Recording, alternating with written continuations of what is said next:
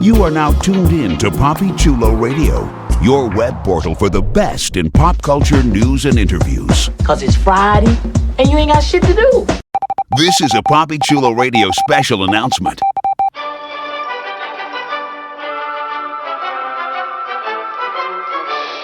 PapiChuloRadio.com is currently looking to expand its web presence, and we're looking for your help. If you're a fan of Papi Chulo Radio and its signature series, please visit GoFundMe.com/PapiChuloRadio and help us with our campaign. Every dollar amount donated will be improving the Papi Chulo Radio experience and making it more interactive and user-friendly. We thank you in advance for your support. This has been a Papi Chulo Radio special announcement. We now return you to our regularly scheduled programming. The following is a Papi Chulo Radio original program. The views and opinions expressed in the commentaries and/or interviews in the following program are solely those of the individuals and are not views of Papi Chulo Radio, its parent, affiliate, or subsidiary companies.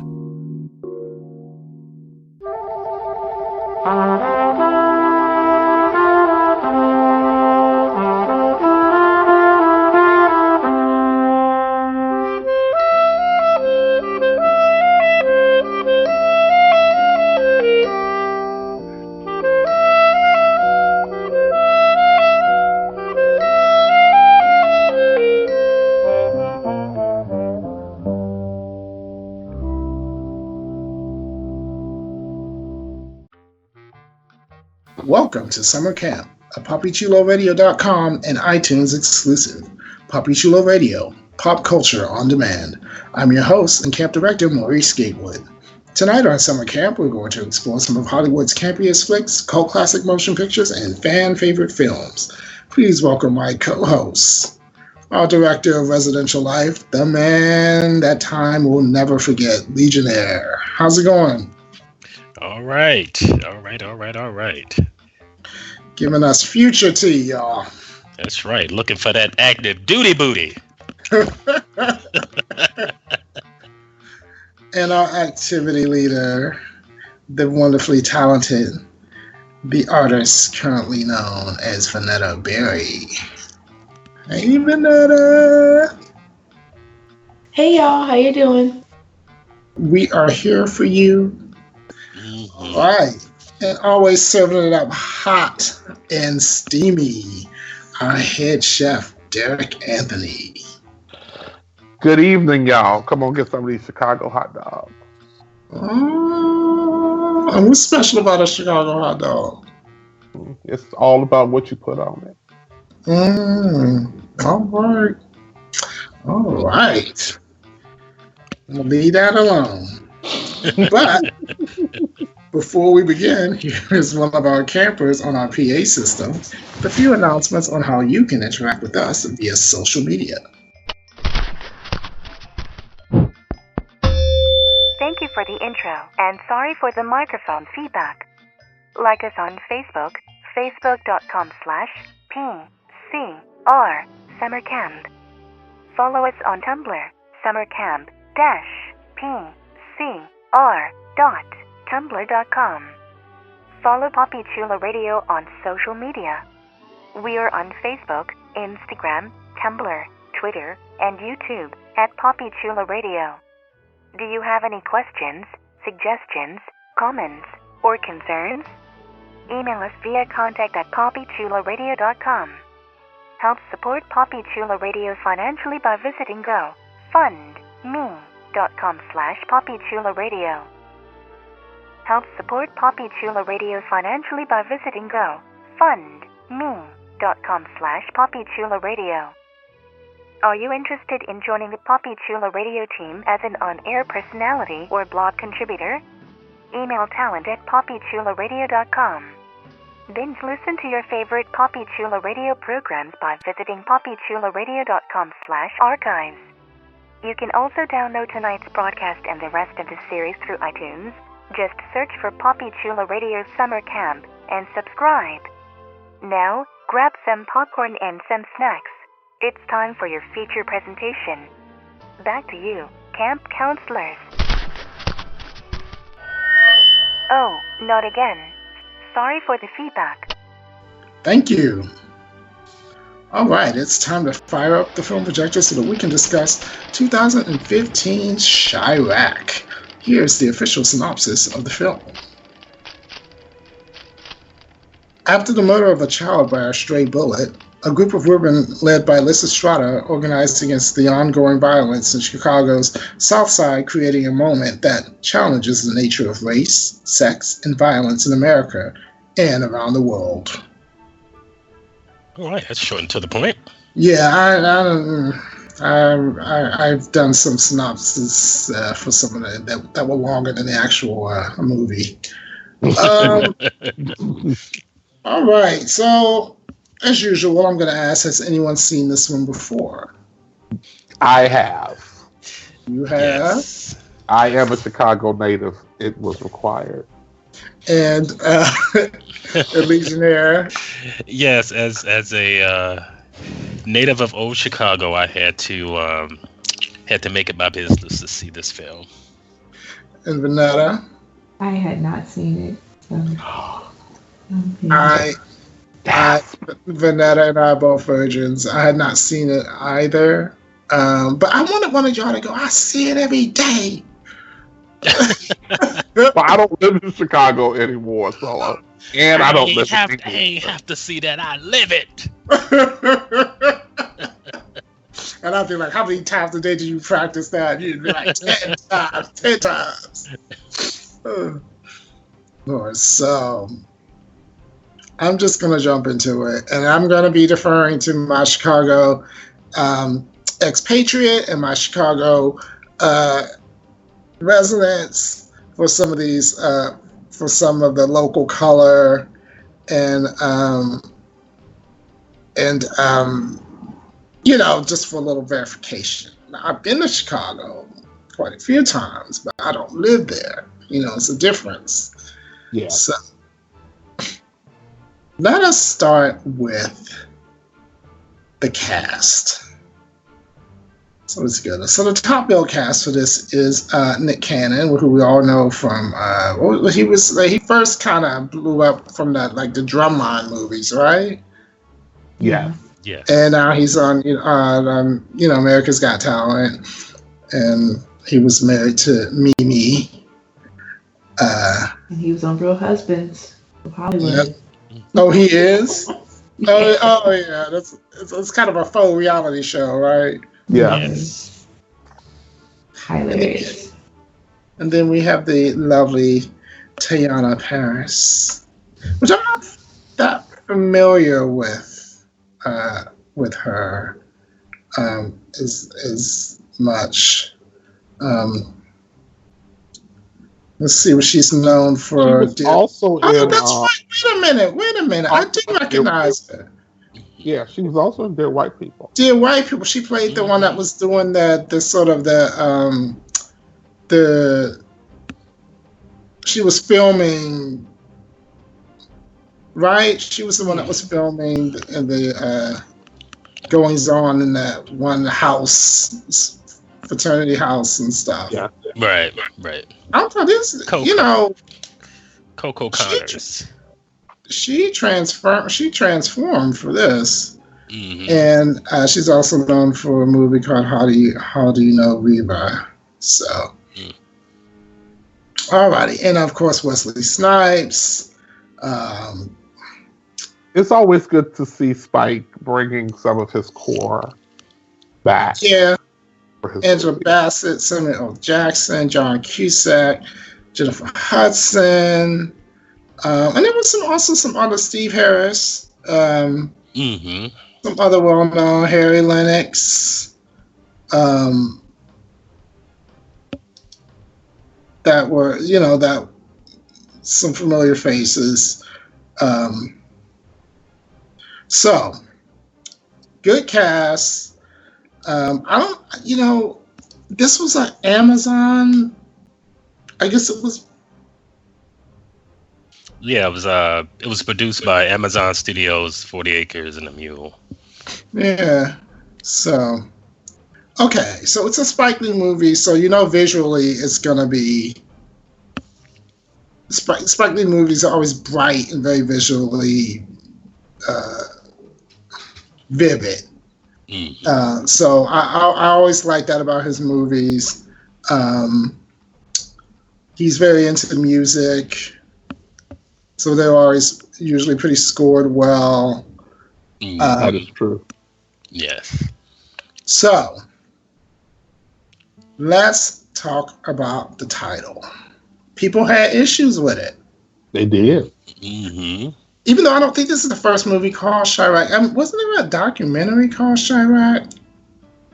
Did it come before this or after? I swear there may have been a documentary called Chi-Raq. But let's talk about it as it pertains to this movie. People had an issue with the title, I remember.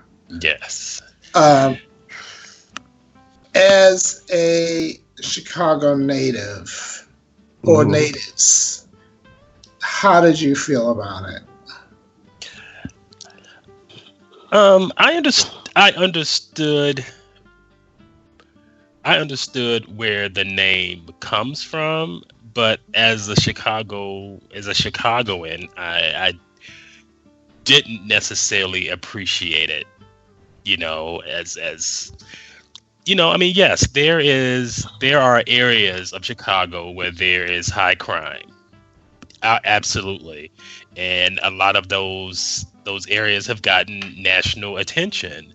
But I mean, I still have a hard time likening the city of my birth, my home, I don't like it being compared to a war zone. I just don't. I mean, I'm not blind to the issues that exist here, crime wise, but I don't know. I mean, I get what he was, but I wished he would have called it something else. But I mean, it is what it is, and I moved on from it. I didn't hang on to the bitterness around it like a lot of people did and still do. I'm going to piggyback on what Legionnaire said. The whole title of Chi-Raq would have you believe that from the time that you land at the airport, you need to put on a pit helmet, right, and camouflage. And I mean, again, like you said, there are pockets of violence, but it is not. Like, people aren't living behind barbed wire. They're not just kicking in doors. It's not what they showed you in New Jack City. Because that's kind of what you get. That's kind of the visualization that you get, that the whole city is under siege. And that's just not true. Right. So, yeah, I understand why people had issue with the name. I understand why Spike Lee chose the name. I wish there was more. I wish there was something that said that Chicago was more than just this. Right. Well, I mean, I've been there in the last 2 years, and I certainly didn't. And someone can argue with me, well, where were you? But there was never really a point where I guess, I don't know. I'm black, so I'm not afraid of black people. And I think sometimes when cities get this reputation, it feeds into a kind of faux hysteria that people who really aren't associated with it or will never come in contact with it feel they have the right to spread that kind of image. It's the same thing with like Detroit. I was in mixed company once, and someone made some negative comment about the people of Detroit, and I was just like, let me tell you something. The people of Detroit did not ask the companies to send their jobs away. There were African American families that had worked for those companies for generations, and now they have nothing. It's not like it's their fault. like, Right. oh, I want to have nothing. I want to be struggling. I want to have nothing. Like, and I don't want to work. I mean, that's not true. And when you kind of disparage a group or a city, or you look at a group of people and it's like, oh, look at those people that have nothing.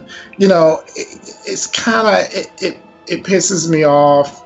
It's not like poor black people and poor white people ask to have dirty ass drinking water either. Mm.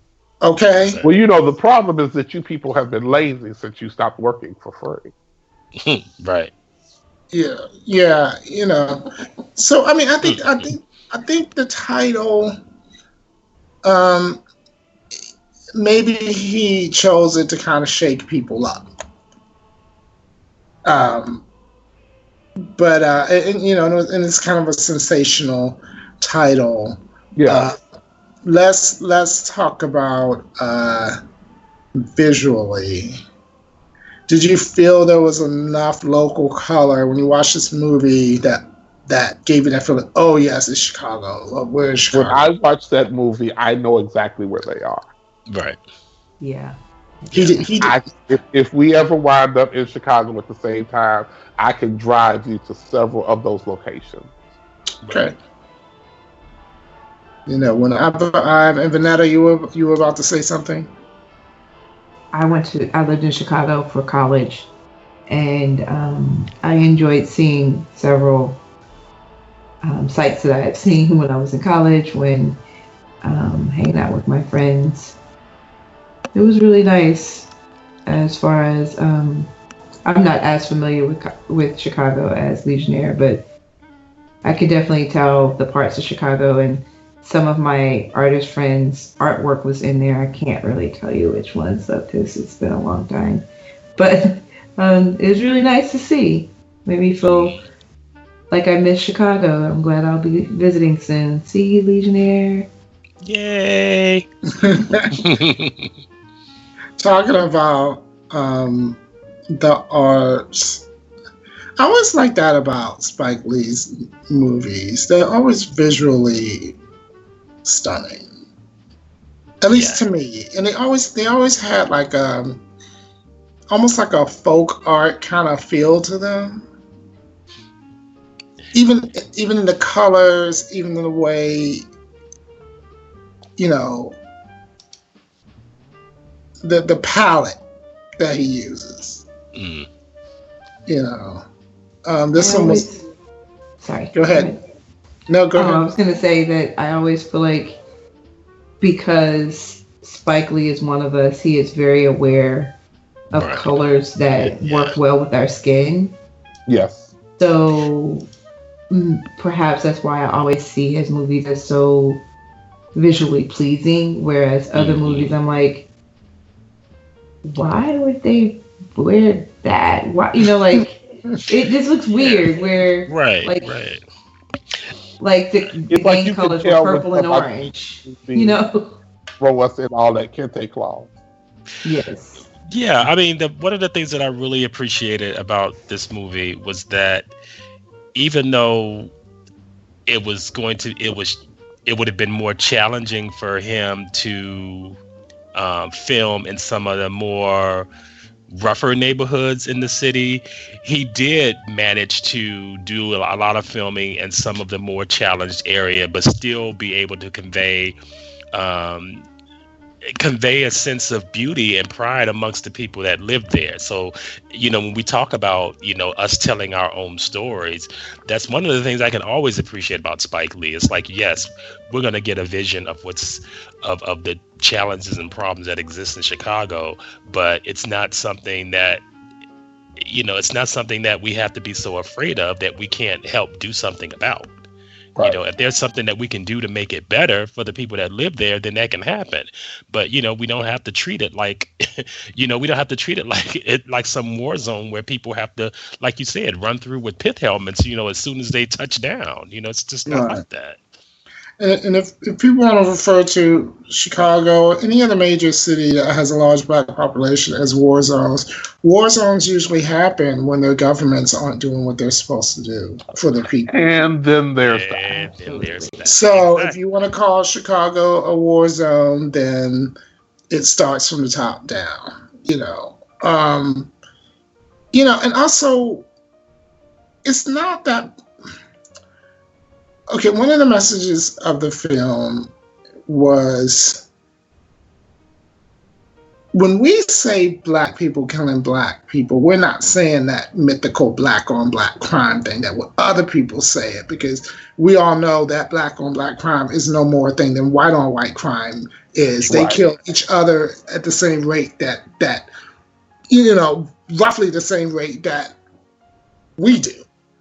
When we say stop killing each other, we're saying it like, look at your cousins, your brothers, your sisters, your aunts and stuff, people getting caught in the crossfire of all this stuff. We're looking at a sense of healing the community. We're not worried about nobody else's statistics. Right. Because when you look at the big picture, the actual statistics don't actually hold up that we're killing each other more than any other race is killing their own kind, That's cool. So I just like to make that distinction that, when we say stop killing each other, it's not black on black crime. It's not that that 90s, that just got put out there, and you still hear people using it like, well, what about black on black crime? What about? It's like, what about? So I mean, it's just that white on white crime, and that is the thing, right? Yeah. I've seen a number of people on it because you have a large portion of white people that live on the north side of Chicago, and I have lived on the north side of Chicago several times, and they have police over there too. Because shit go down. Right. Yeah. So, I'm going to touch on some things. If anybody feels uncomfortable, just raise your hand and I will call on you. Because I'm going to talk about diversity within the black palette, and how it. I love seeing a brown-skinned sister in a lead role in a movie. And let me say this, that's not always the case even in our own movies. No. Not Steve Harvey. I think it's almost as rare in our own movies sometimes. And I'm not going to call nobody out, It's okay, I'll call them out. Or we put dark-skinned women in our movies and they serve one particular role. Yeah. Girl, he ain't no good for you. The sassy, the darker you are, the sassier you are, Right. But, I was, Spike Lee, he's been criticized for that, in the past, so I don't think anybody is gonna say that he's been a pioneer of casting, brown skin or dark skinned women in lead roles. But, just for the sake of this movie, just seeing a beautiful,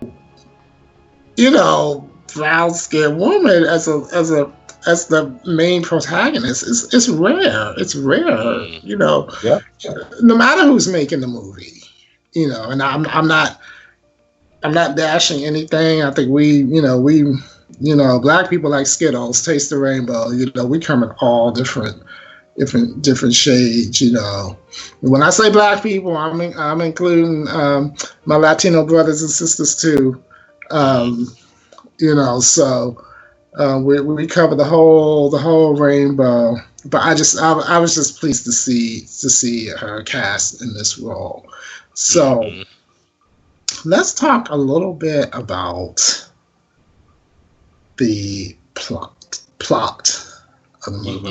Obviously based on a Greek tragedy.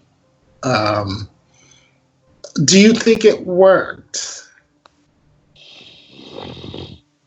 Yes and no.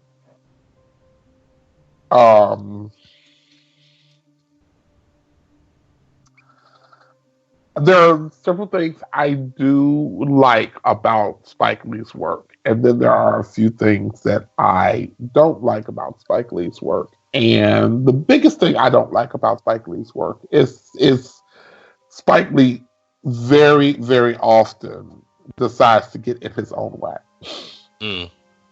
when he's trying to get his story across. I'm not sure what it is. It seems very. It comes off as, okay, I've told you that I've created the story, and I'm telling you the story, but you're still not getting it. So now I have to break it down and dumb it down for you while you're watching the story, just to be sure that you get it. And I think sometimes these things just need to stand as is, and those that get it, and those that don't. There'll be a Q&A when all this is over. Please don't raise your hand. In the Legionnaire, I'm gonna let you say what you were gonna say. Did you feel like this could have been a simpler movie? I think that he gets. I was just going to say, I think he gets a little heavy-handed when he's telling his stories. It was a little disjointed in spots. It felt a little bit long. Like, I felt like this movie could have been an hour and 15 minutes. Like literally, it could have been. Yeah. Like, it could have been a. It could. I think this movie could have worked as. I know y'all gonna die when I said it, but it could have worked as a short film. It could have worked as like a mid-length, like a longer short film, like 45 minutes to, 45 minutes to an hour, and made and more with a more documentary style to it. Because I felt sometimes like you lost some of the gravity of what is actually going on in those neighborhoods. some of the silliness took away from that. But I will let you go and have your thought, Legionnaire, because you were about to say something a minute or so ago.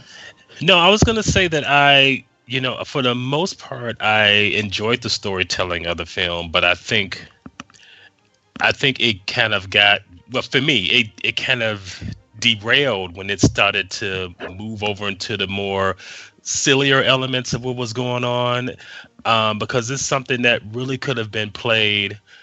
I think it could have been played for satire, which I definitely think was the point, and I really got that part of it. But I think sometimes he just pushed it too far with the humor, with the funny piece of it, so that it didn't come off.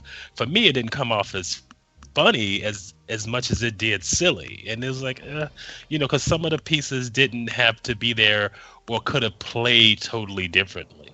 The first example that comes to mind was that whole thing with the general. That just went way too far, and it could have played so much differently and so much more effectively, but it just got weird, and it was like, okay. I honestly thought you were going to say the scene with his wife. Well, I mean, but didn't you think too? Like, that was that too.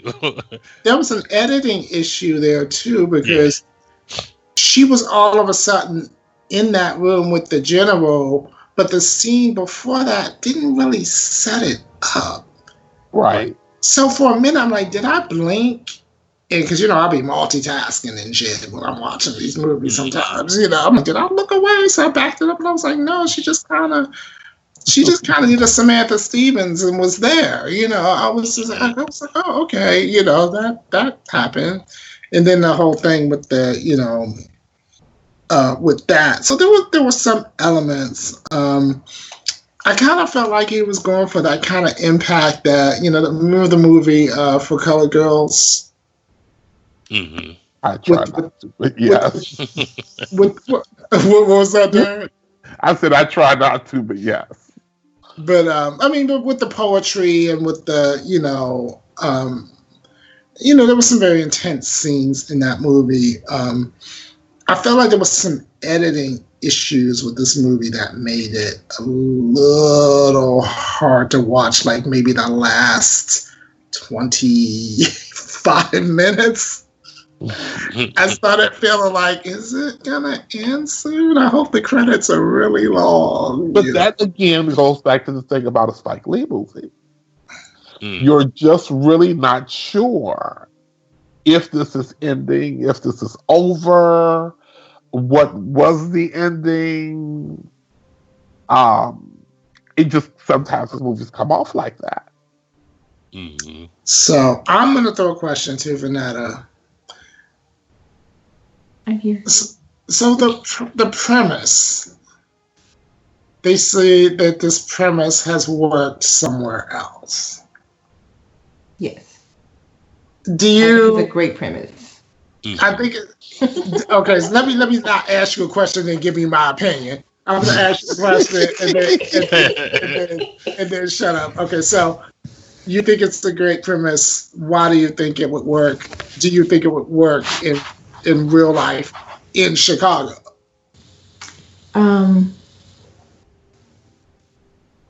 The way in which it worked, being that little by little they were able to get solidarity with all the women, not just the girlfriends, but they got the hoes, they got the strippers, they got the sex call ladies, the porn stars. Everybody was involved and everybody had it on lock. Even the download. Even the down low boys. And he was like, how you know? Don't worry about how you know. Right. So I have the knowledge. It doesn't matter how I got it. I don't know how I know. So the solidarity of it, yeah, it would be awesome. In what was it? Not Somalia. Liberia, where they got this story from. I did read the article, and it was a much smaller community where everyone knew each other, but they did do this, and it was effective for a time to kind of get guys to rethink what they were doing, because when you're talking about testosterone-driven activities like eye for an eye, everyone ends up, blind. I think that is a great idea. Mm-hmm. Got to put that feminine energy back in there. That's what we're made for. So yeah, it was great. I love the concept. The execution is interesting in this movie, and it's got a lot of humor, but in theory, I think it could work. If only people would stop grabbing people by the pussy and actually, shut down all his mechanisms over there. Maybe we could make America great again. But right. Just saying. Right. This has been a PSA, not for Netta Bear. All right. You know what I really liked about this movie, as it pertains to African American women or just women of color, period. There wasn't this prevailing thought that women hate sex with men. And I know it Yeah. sounds like a dumb thing to say, but in a lot of movies and even on TV, it's always like, get away from me, get away from you. Like all sex with men is rapey. You know what I mean? Mm. And Yes. and like there's something wrong with you as a woman if you like sex or enjoy sex or you enjoy multiple partners, then there's something deficient in your psyche, or there must be something wrong with you, because if you're a woman who's mentally healthy and whatever, you're naturally going to be repulsed by men. I know a lot of it is done for comic effect, but I enjoyed seeing women who. I don't know that I completely agree with you on that last part. That it's all done for comic effect. Not in this movie. I'm not saying pertaining to this movie, but I'm just saying. No. I know you're talking. You mean on TV? You mean on? You're speaking in general, and I'm saying yeah. Well, I'm come not on, sure. bring it. Tell me. We are still, to this day, a Puritan-driven nation. We're hypocritical about it, but it still exists.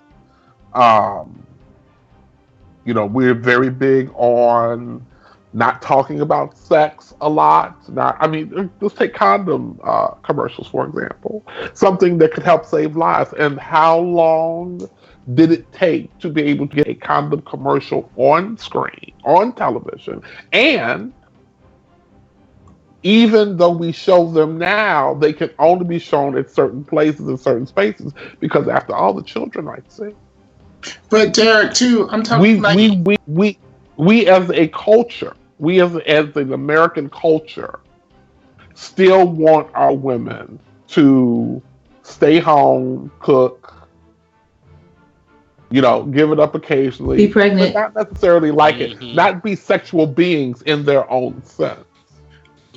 Because only white men are healthy sexual beings.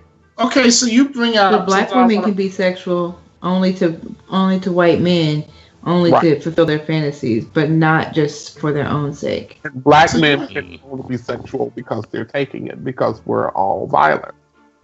So you weren't totally disagreeing with me. So I'm gonna put it in the context of this movie as opposed to say something like, and don't crawl through the screen and grab me. When you look at movies about women of color, and these women obviously enjoy sex, they enjoy sex with their men, we rarely see mutual, I guess, between black and black men and black women. We don't usually see a sort of romantic, warm kind of, it's usually somebody getting raped or so other groups can carry on in 50 Shades of whatever, and then that and that's seen as some kind of revolutionary, but for us it's revolutionary to just have the two people be married and have a child and have a job, let alone doing anything.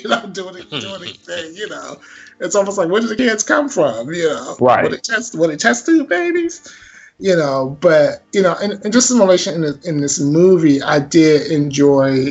I just enjoyed seeing women like not sort of being like, I don't, being sexual creatures, being sexual beings, and not being demonized, right, and not being like, oh, she's a this or she's a that. They kind of, and I want Vanetta to jump in if I'm mansplaining shit. Just be like, you know what, you don't know what you're talking about. But they kind of put they didn't put the certain group of women didn't put themselves over any other group of women. Like, when they had the solidarity with all, like you said, the hoes and we can't call them hoes anymore. We call them sex workers, Mm-hmm. And But thoughts. Right. but that was The like the thoughts were hoes. included. Right. They were all down for the cause. So Even All the except that older one. women and the younger women were in solidarity. Mm-hmm. And I think that was cool. And they all talked about being sexual.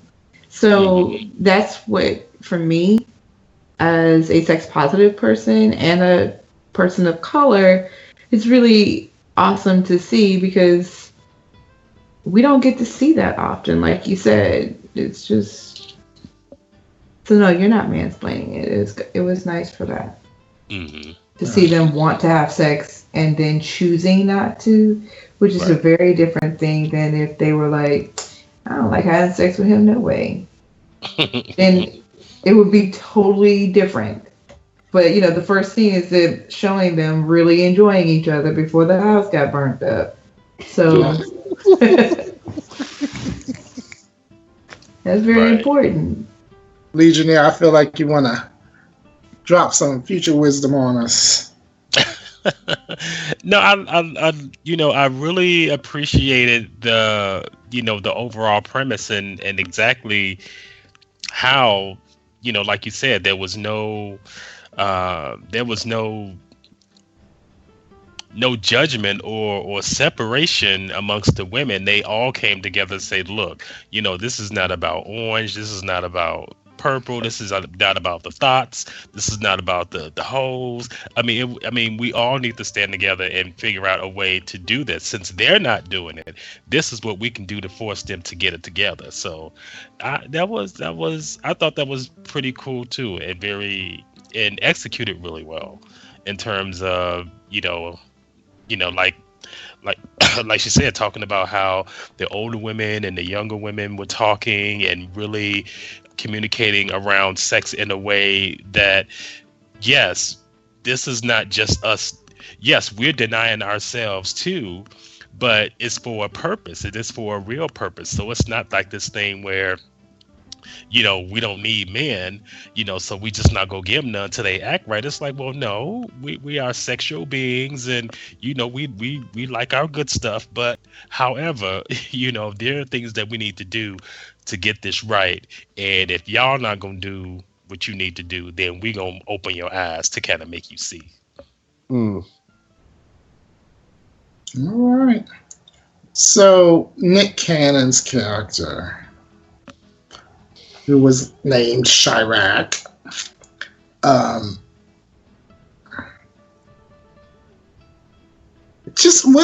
okay, so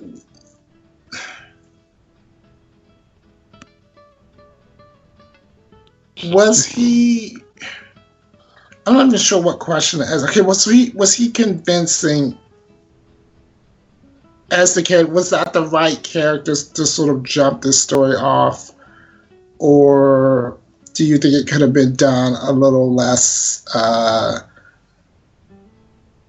don't know. I guess I'm trying to ask you, as Chicagoans, was he convincing? Was he convincing?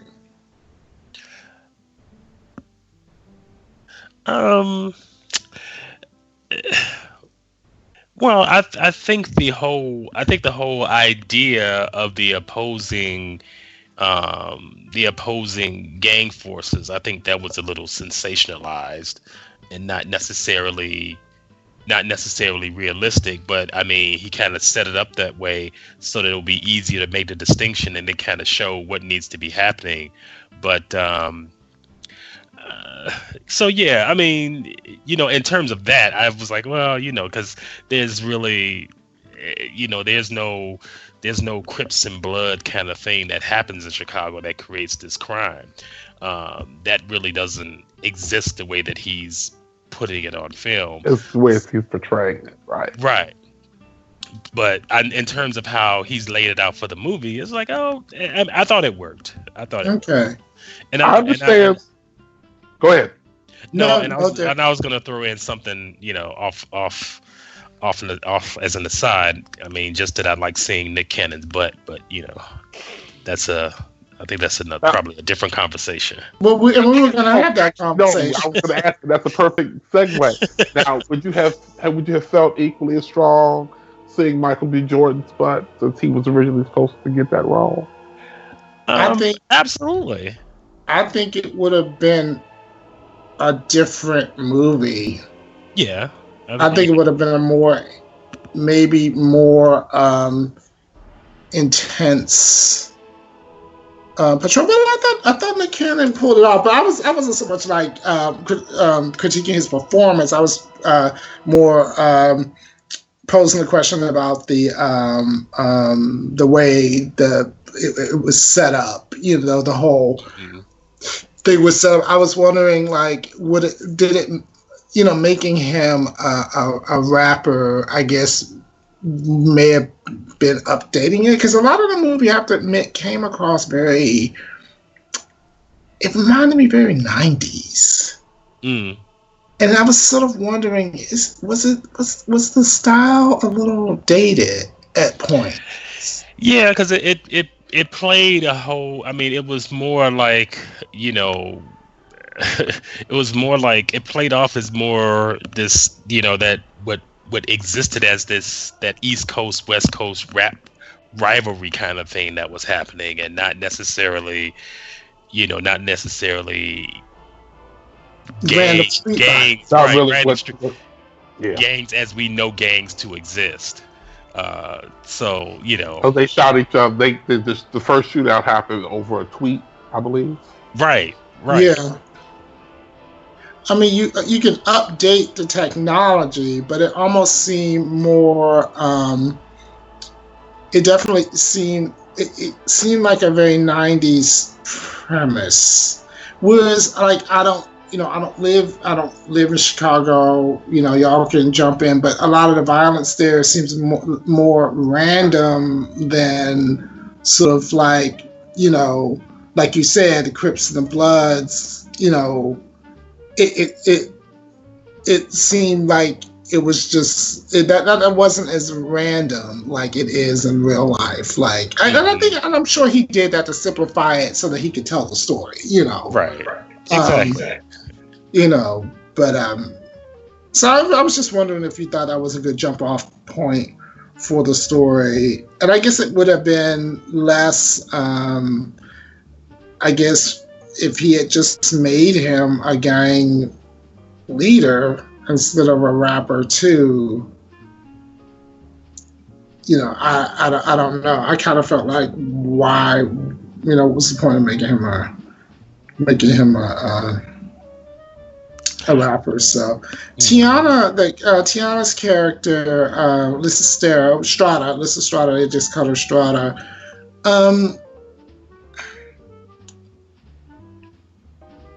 When she approached one of the guys, he said something very interesting. He said, "You want me to give up?" I'm paraphrasing. He was like, "You want me to give up sex because your man is a gangbanger." Did you think he had a point, or did you think she was trying to think, well, you need to think past yourself?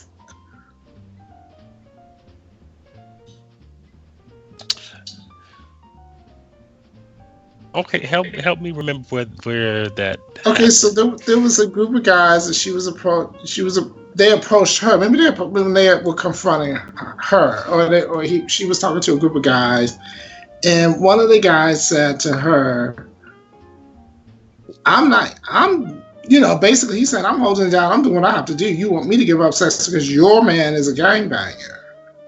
Okay. She was talking to the. Right. Do you think that a lot in real life that would be the answer that a lot of people would give? I think that there would be a lot more, because everybody, all but one person signed up for this. Mm-hmm.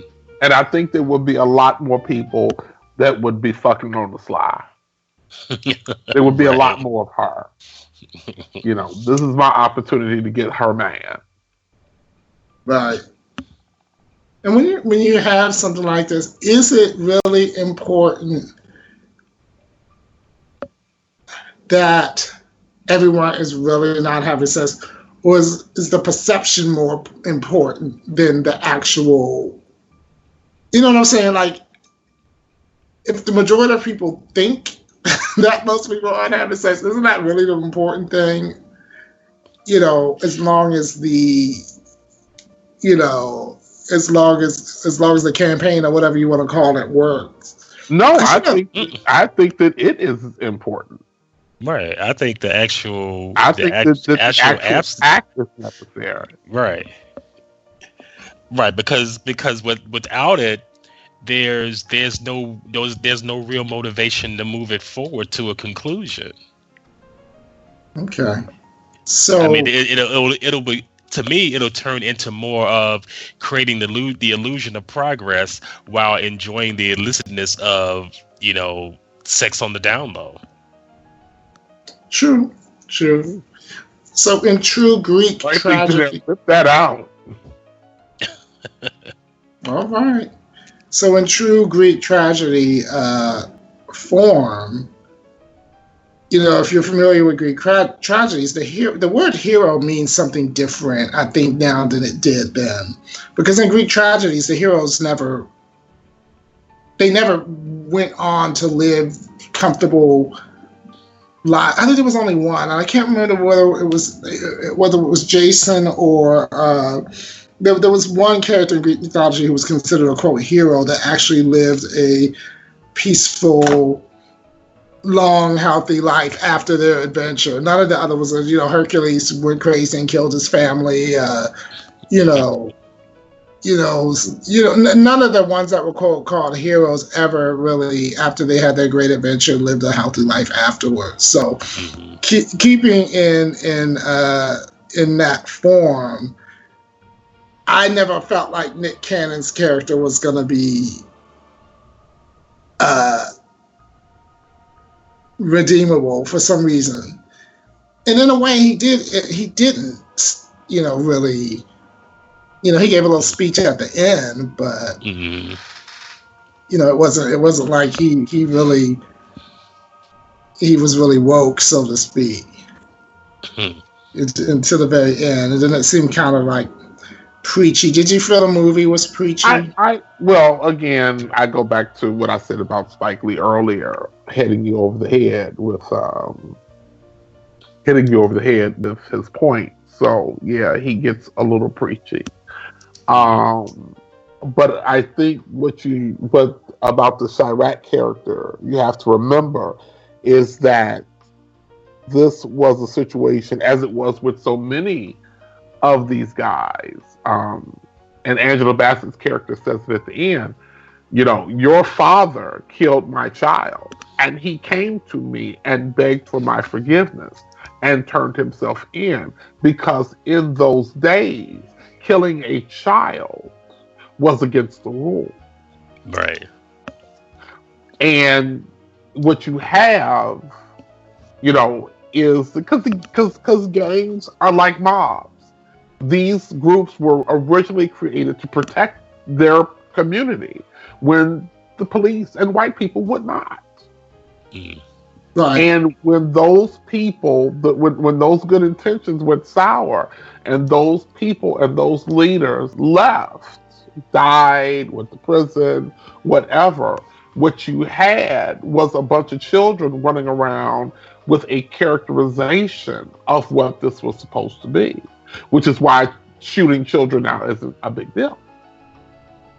So, no, I think that, you know, he was supposed to turn himself in, and, you know, he did have to come to that realization that, you know, you are responsible for this death that you created.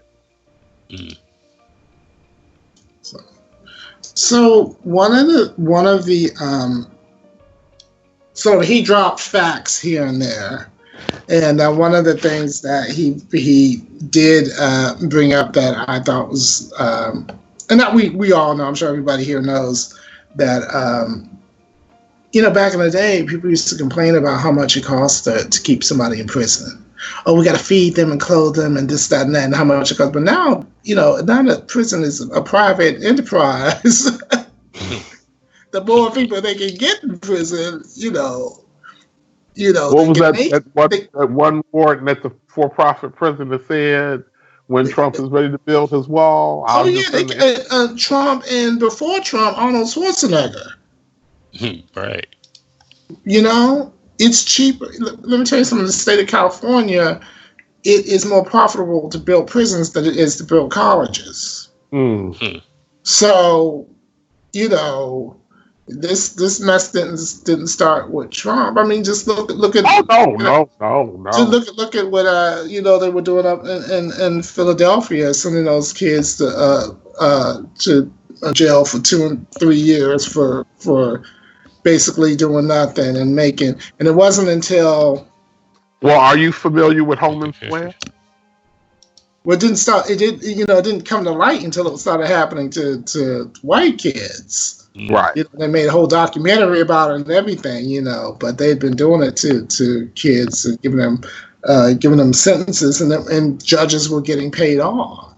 And what were you just asking me, Derek? Are you familiar with Holman Square? Holman Square. Yes. I will be in about 2 minutes. Let me know all about it. Holman Square is a police black site in Chicago. It's the old Sears warehouse building over on the west side that the city took ownership of and converted literally into like a CIA black site where they arrest people, and when you go in there, your civil liberties disappear. And where are they shipping these people? Are they shipping them to private prisons around the country? They're not shipping them to prison, but they're going in, they're beating them, they're torturing them in order to get these false confessions. You cannot contact the lawyer. Your lawyer, there are people who have been arrested and the lawyer has spent half a day looking for you because you have not been taken to an actual jail. You have not been taken to an actual police station. You have been taken to Holman Square. And if you are not a police officer, you have no idea how to even enter the building. Right. Wow. I don't do a lot of product placement on the Papi Chulo Radio Show because, people want to pay us some money to the Papi Chulo Radio. They can donate through different channels. I will find out and give that. But if you watch the documentary 13th by Ava DuVernay or the book Once a Cop, you get an inside view of what really the criminal injustice system and how it works. And it's frightening. Yeah, it's really frightening when you think about like most confessions. People think a confession under duress means someone's beating your ass, but a lot of times people are sitting in jail for years just because they don't have the money to pay the court fees. Right. And or they're just they've got a public defender that has 100 cases and or they're innocent and they want to prove that they're innocent. So they're like, I'm not going to take a plea deal. So instead of getting a few months in jail, they get 30 years. Mm-hmm. It's just amazing. I think this movie, I think he, was kind of like, it was a tightrope that he was kind of doing. He was trying to infuse comedy, but then the brutality of the reality. I mean, there was a couple points where I thought the segues were kind of bad. Like I didn't like how it segued from them sort of doing a sex scene to the picture with the mothers with the children that had been, it was a little jarring. Like, maybe they should have put a little something in there, like a little musical montage or something. A slight buffer, perhaps. And so there was some editing issues for me with this movie. I thought it was a bit long. I think a lot of that sort of the stuff with the silly stuff, a lot of stuff with the the older white male characters. The mayor. Yeah, and that could have been up there. I thought John Cusack kind of stole the show, though. Yeah, he definitely gave a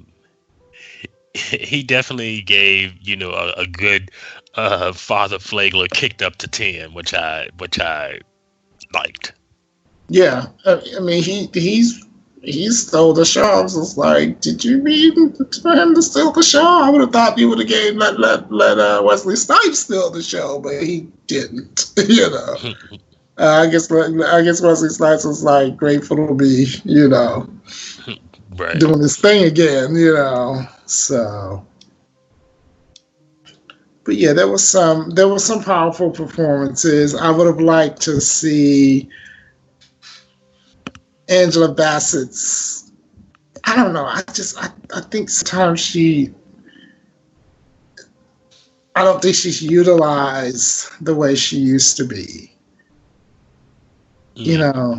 What do you mean? Like her roles, like how it's been a long time since I've seen Angela Bassett really, really, and maybe she's at a point in her career where she doesn't want to do all the heavy lifting. I don't know if that's the case or not.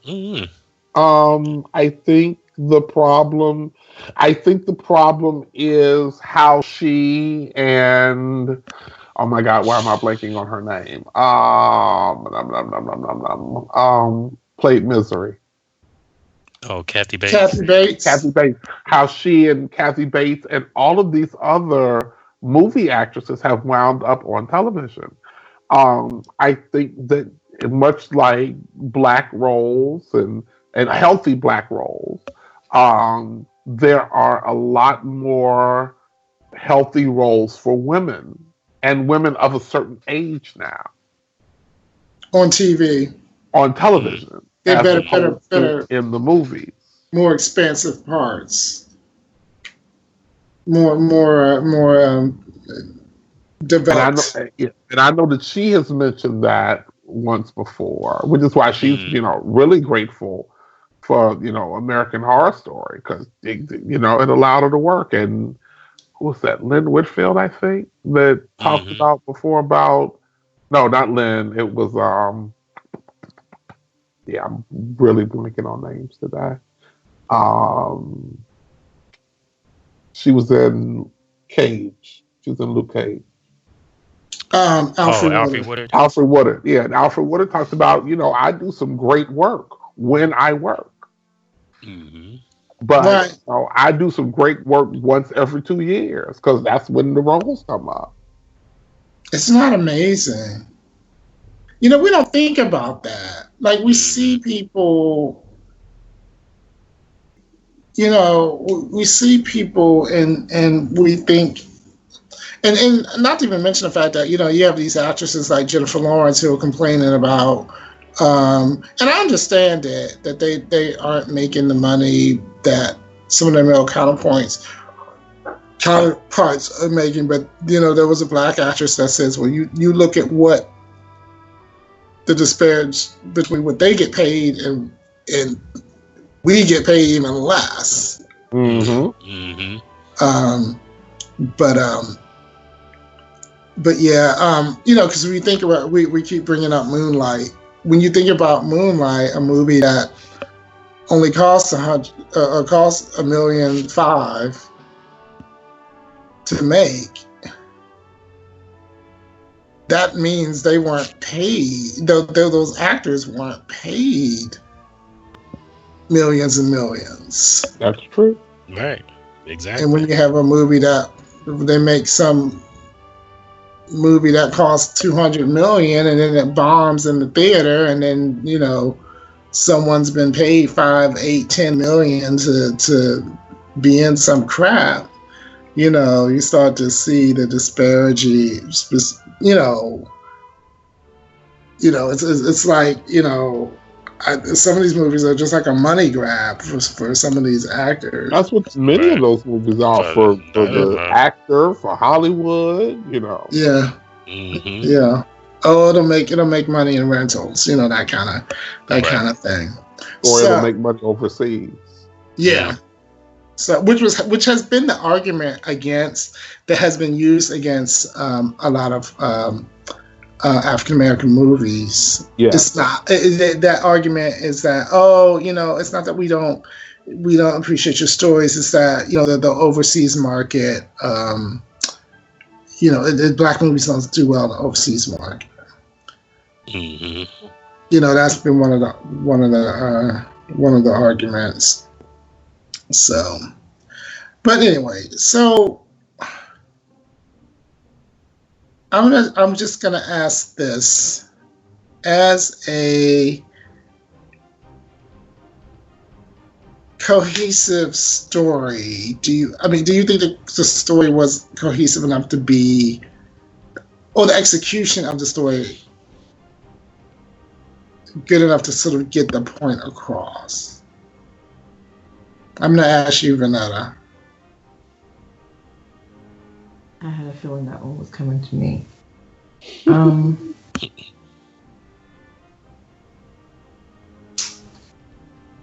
don't know. Let me pass and come back to me because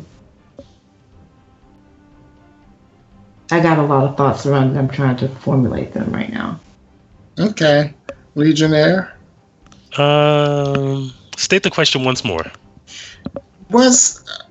Maybe my question was a little convoluted. Okay, so I think we know what he was trying to do. Mm-hmm. Was the execution cohesive enough? Like, was it to really get the point across? For me it was. For me it was. I can see.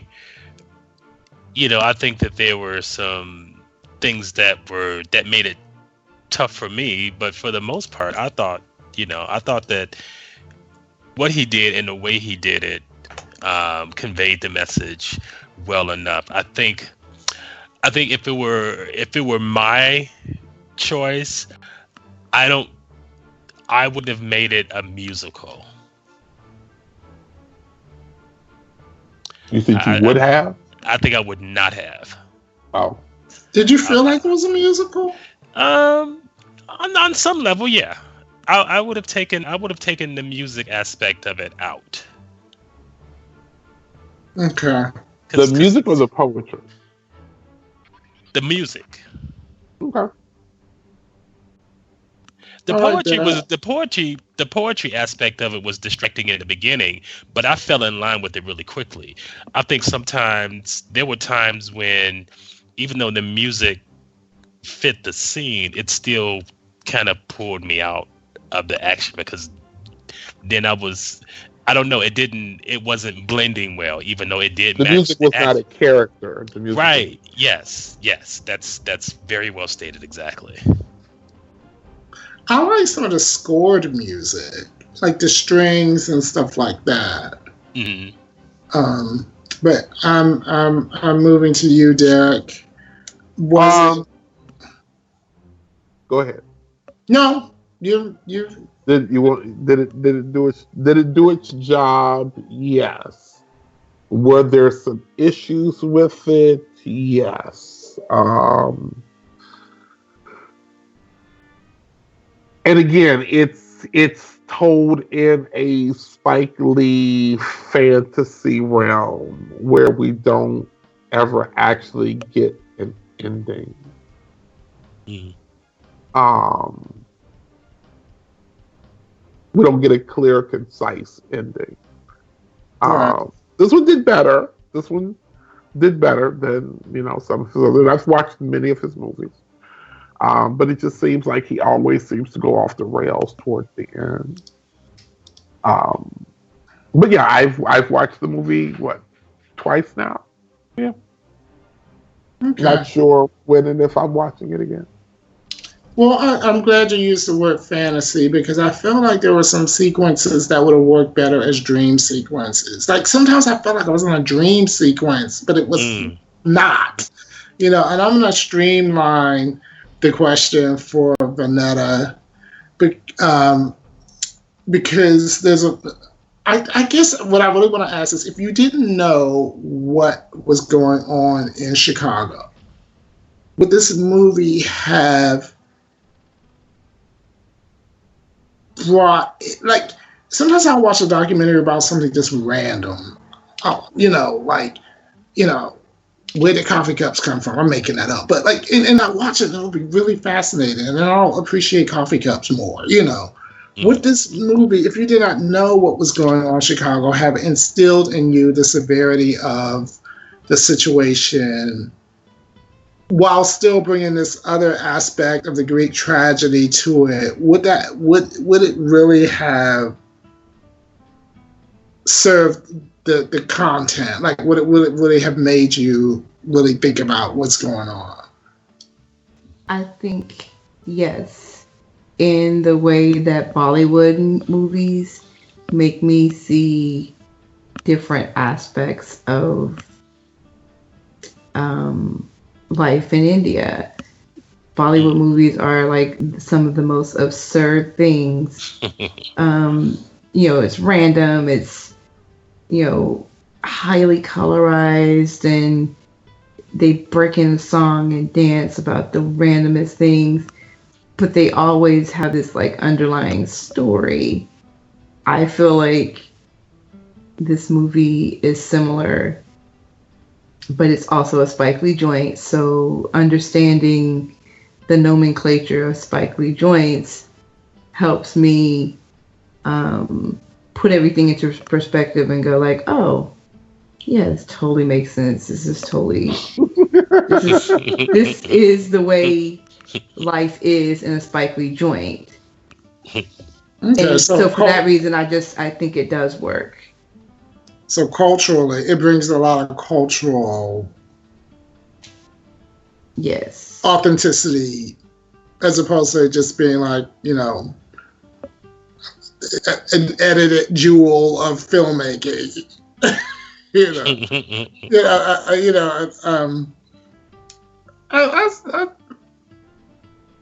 I get that. That's funny you make that Bollywood reference, because I feel like a movie that came in second place at the Oscars was basically a Bollywood movie, but they cast all white people in it. And then thought it was the greatest thing in the world, but actually it wasn't the greatest thing. It was the second greatest thing in the world.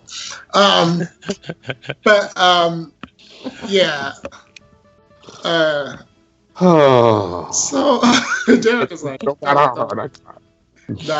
because we're getting near the end here. So I thought that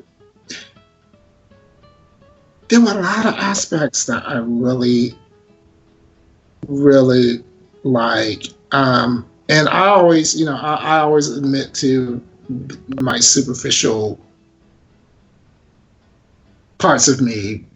I always enjoy seeing beautiful Black people in movies, especially beautiful Black, brown-skinned people. Black people that look like Black people. You can send your complaints, Care of Poppy Chulo Radio, to me. And, but I'm sorry. I'm sorry. How dare you love brown-skinned people? I'm sorry. I'm a champion of. If it ain't light, it ain't right. I think we all. I think that's beautiful in every shade. But I enjoy seeing. I don't like it when people of a certain complexion are looked at as if they're the Model T, and everything else is is the Lexus and the newer version. It's like, it's okay to look like what you are, and look like where you came from, But that's just a superficial aspect of it. Like I said before, I enjoy seeing, Black women who like sex, or who enjoy sex, and who admit to liking sex, and there's nothing wrong with that. I enjoyed that aspect of it. And not trying to make things palatable for all audiences. That's one thing that Spike Lee I Does do not. like about him is that he doesn't try to make his movies palatable for everybody. You know, if you like it, you know, if you like it, you like it. If you don't, that's on you. You know. Too bad I got your money. Well, but sometimes he doesn't get the money that he probably should. Well, Sometimes he does doesn't. not. Or the Oscar that he probably should. You know, Malcolm X. I mean, come on. You know, Malcolm X should be a Best Picture winner. You know, but Now you know that wasn't gonna win. that wasn't gonna happen. So you know that much I you know his vision is his vision. You know, Spike Lee is like Prince. When you hear a Prince song, you know it's Prince song. I don't care who's singing it. You can tell it's a Prince song. You know, Yes.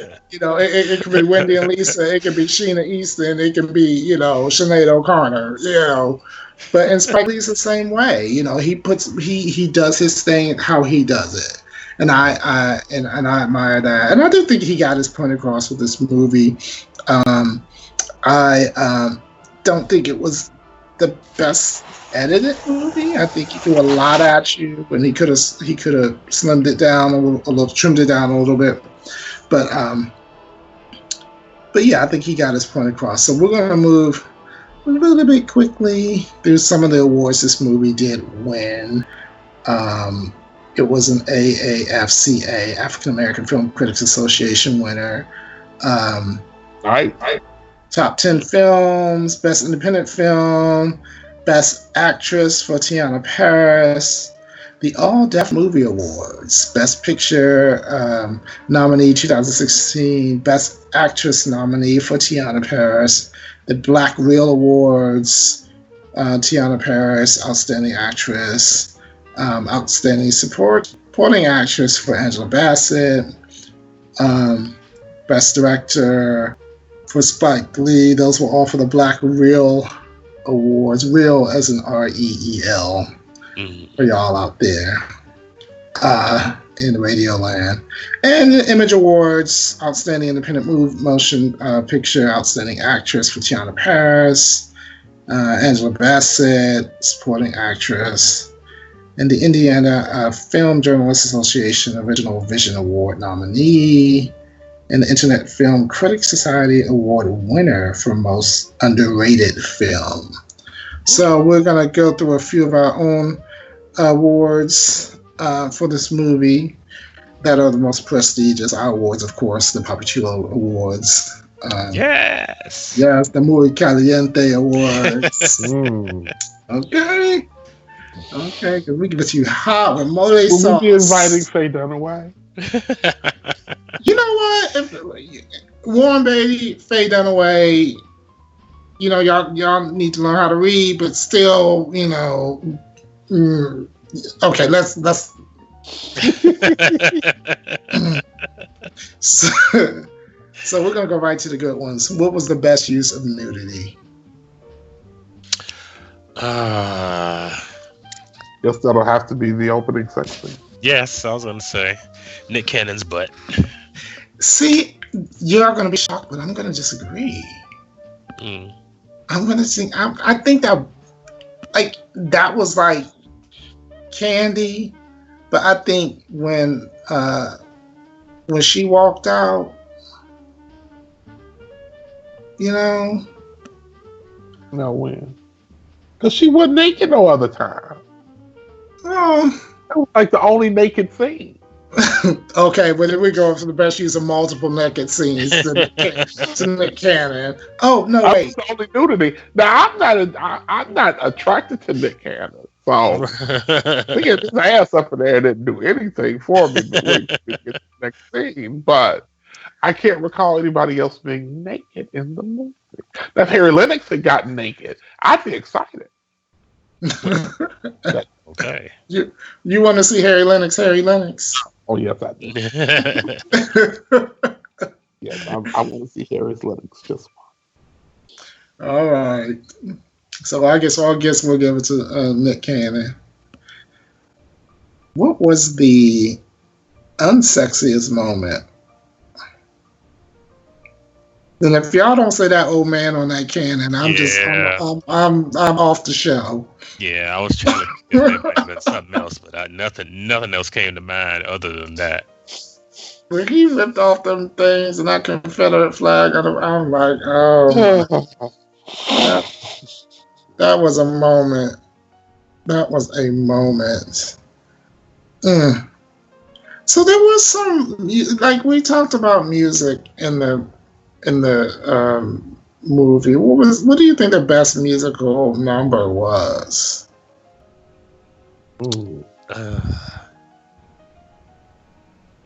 I'm going to say the one that took place with the women in the armory.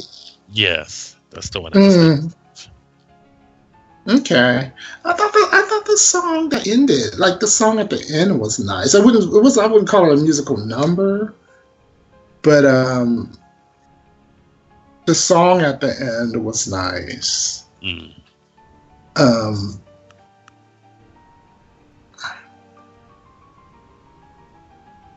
Yeah, but I guess the armory scene was good. Okay, let's do the sexiest moment. Sexiest moment.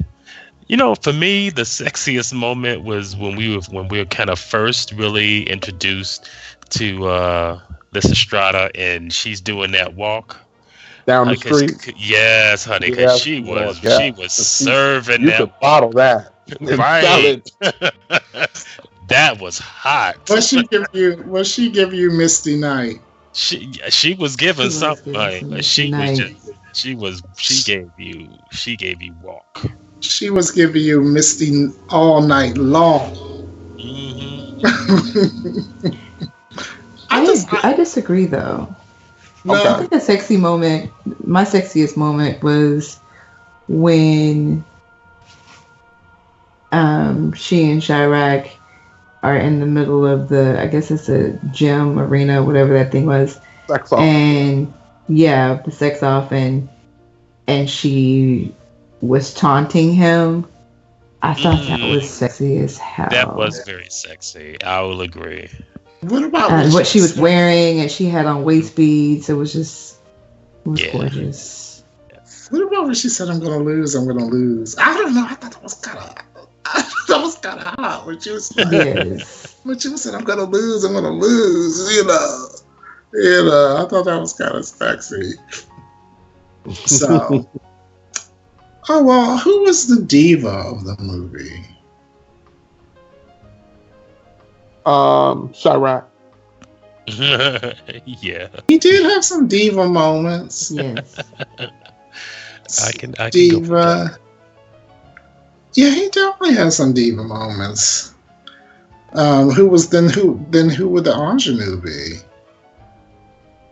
Would you give that to Lestrada? No, she had too much substance to be an ingenue. I wouldn't call her ingenue necessarily. Maybe she was the librarian.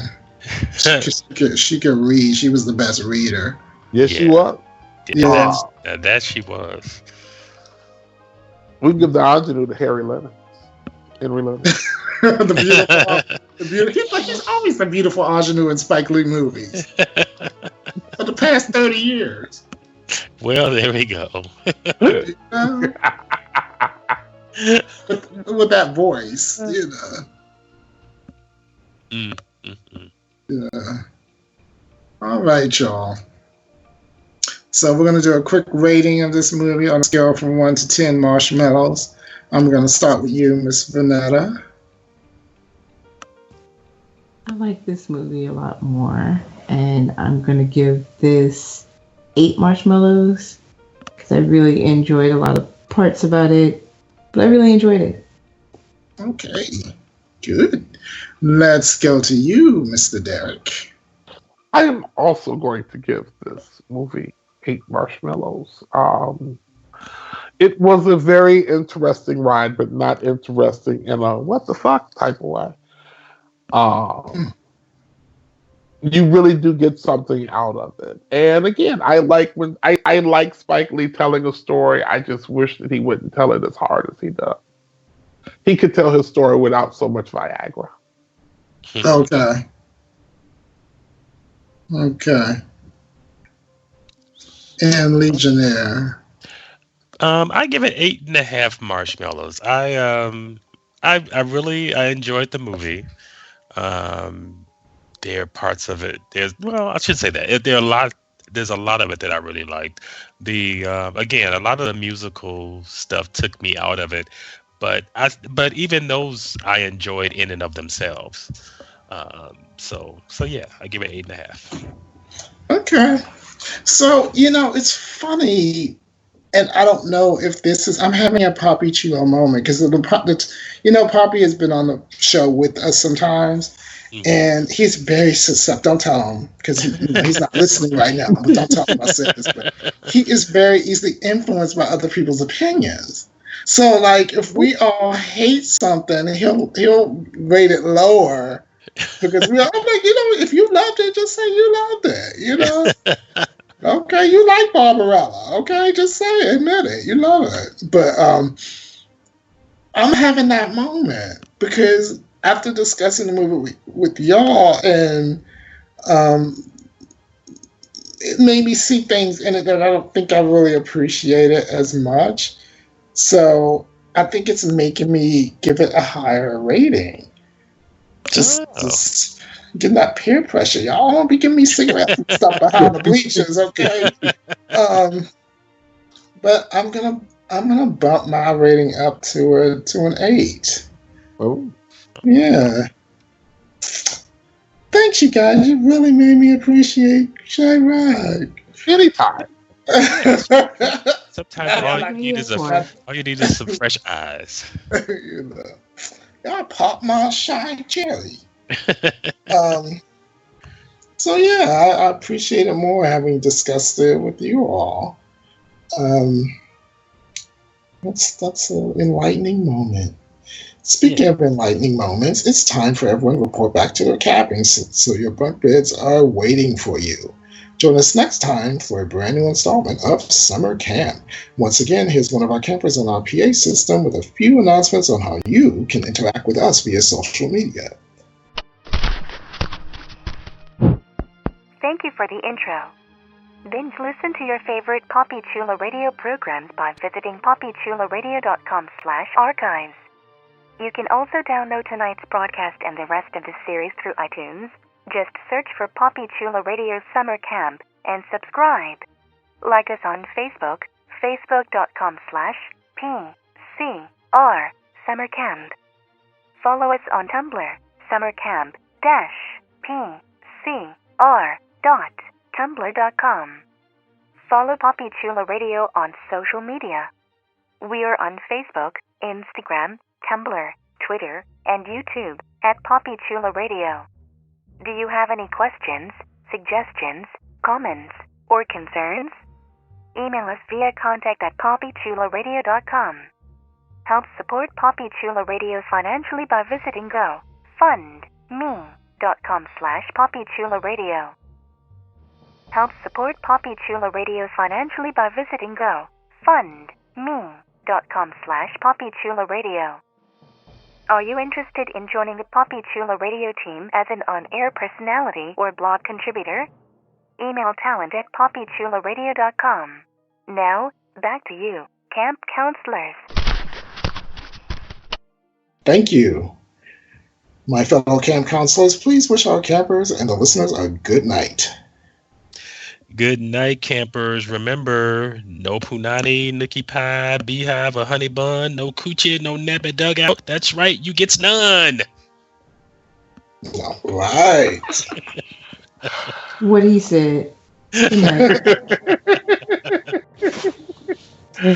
Good night, listeners.